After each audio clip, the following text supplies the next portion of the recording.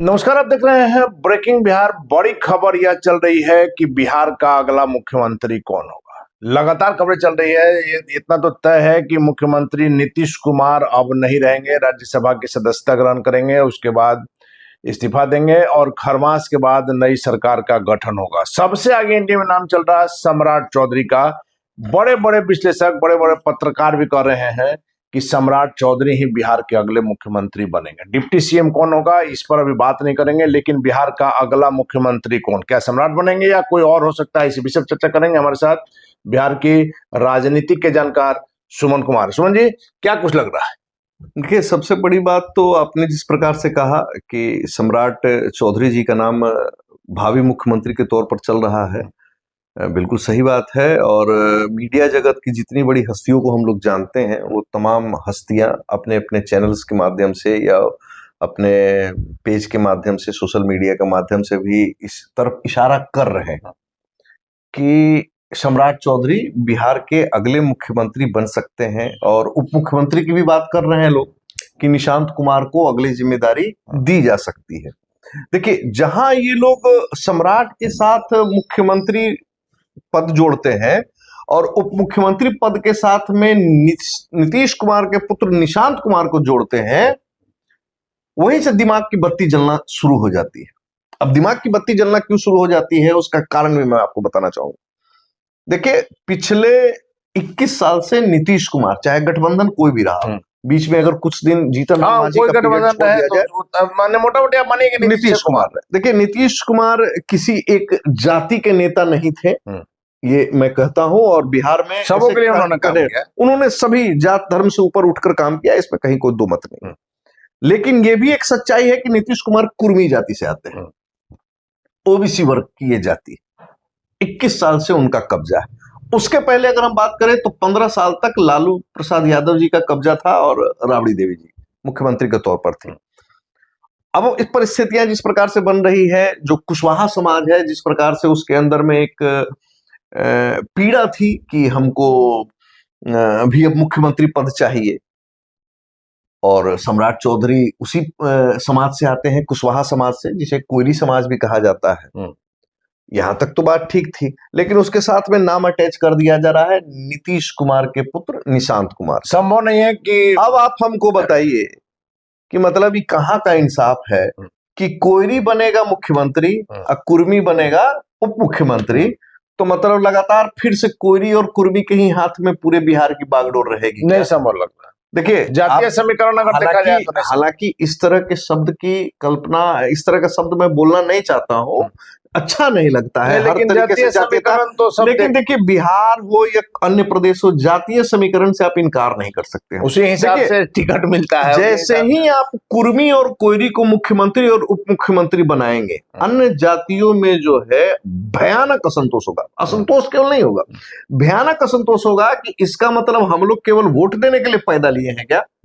हम लोग आपको जिताने के लिए लिए। देखिए, एक बात आप हमको बताइए, लालू प्रसाद यादव आज चाहे वो सत्ता में हो या ना हो, बिहार की राजनीति के धुरी रहते हैं।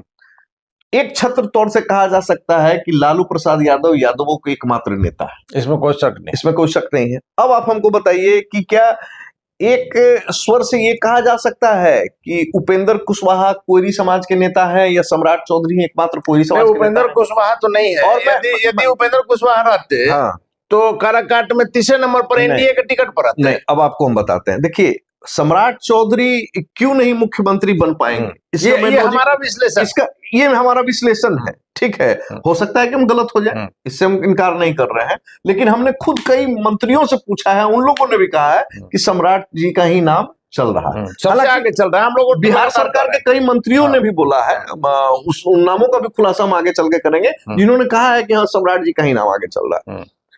अब रहा सवाल कि क्यों नहीं सम्राट जी का नाम आगे चल रहा है। देखिए, एक बात बताइए, उपेंद्र कुशवाहा की हम बात कर रहे थे, कोयली समाज के नेता हैं, कुशवाहा समाज के नेता हैं, अपनी उनकी पार्टी भी है आरएलएम, काराकाट लोकसभा से चुनाव लड़ते हैं।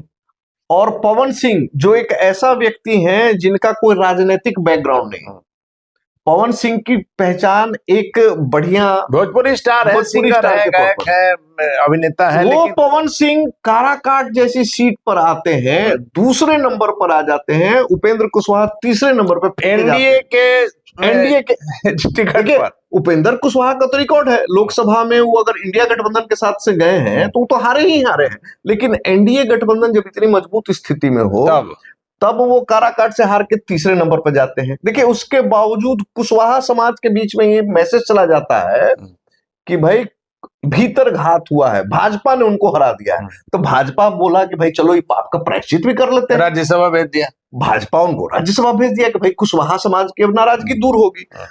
भाजपा ने तो अपने पाप का प्रायश्चित, हम पाप नहीं कर रहे हैं, मतलब लोगों को लगा, जो इल्जाम लगा तो बीजेपी ने हाँ। चाहा कि हम कुछ चलो भाई, वोट में जो हमारा जो गैपिंग हुआ उसको हाँ, उसको कर देते हैं। अच्छा, उसके बाद में क्या हुआ, देखिए उपेंद्र कुशवाहा की पार्टी के 4 विधायक जीतते हैं।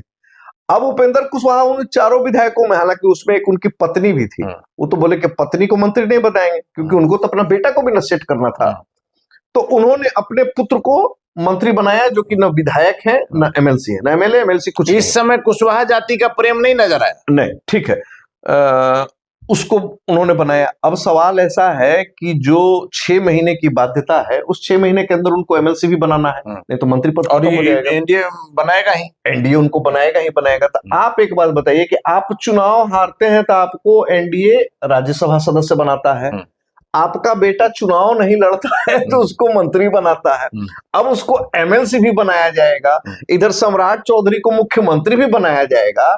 तो बिहार के जितने प्रमुख पद हैं, क्या ये सिर्फ और सिर्फ कुशवाहा समाज के पास ही जाएगा?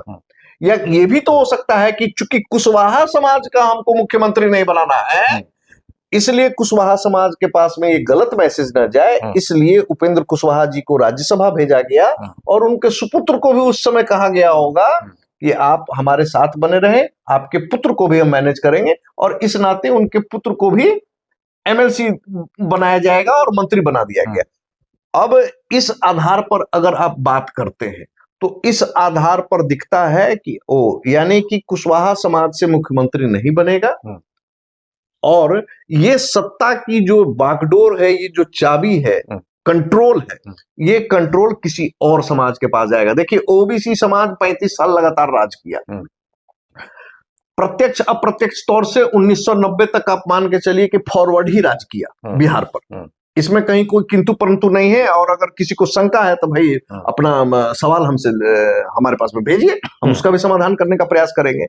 अब सत्ता, देखिए भारतीय जनता पार्टी के पास में कहीं भी किसी भी राज्य में कोई दलित चेहरा नहीं है।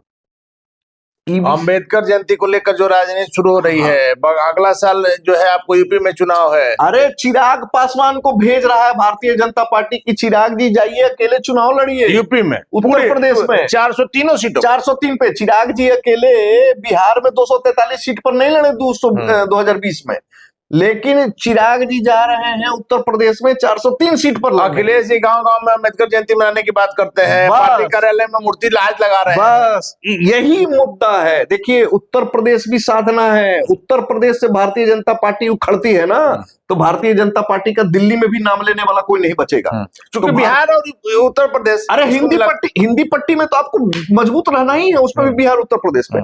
इसीलिए हमारा जो ये व्यक्तिगत मानना है कि अगले कई चुनावों को साधने के लिए, पंजाब में तकरीबन 25-30% दलित वोटर है, वहां भी चुनाव अगले अगर यहाँ बना रहे हैं, कई संदेश जाए। एक तीर से कई संदेश, क्या एक तीर से कई शिकार आप करिएगा, कई निशाना लगाइएगा। या सीधे शब्दों में कहा जाए तो बिहार के मुख्यमंत्री से अगले कई राज्यों के मुख्यमंत्री को, वहां की सत्ता को साधा जाए। जी, 4 ब्राह्मण भाजपा ने मुख्यमंत्री बनाया हुआ है उत्तर प्रदेश में, और बगल में एक और राज्य में आपको राजपूत जाति का बनाया हुआ है।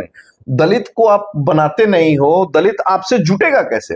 पूरी संभावना है कि भारतीय जनता पार्टी दलित चेहरा, अब कौन दलित हो, किसके ये तो अलग विषय है। अचानक से इस पर किसी का नाम लेकर हम बाकी लोगों की तरफ हम लोग किसी से चॉकलेट नहीं खाते हैं कि चॉकलेट खा करके अगला किसी का नाम ले लिया। हम लोग अपने स्तर से किसी नाम नहीं लेंगे, किसी का नाम नहीं ले सकते हैं कि कौन होगा, लेकिन इतना तय है हमारे जानकारी में हमने लगातार कहा है कि किसी की भावना को ठेस पहुंचाना हमारा मकसद नहीं रहा। अपने हर वीडियो में करीब करीब हम ये बात करते हैं, लेकिन हमारी जो जानकारी हो सकता है कि हम गलत हो।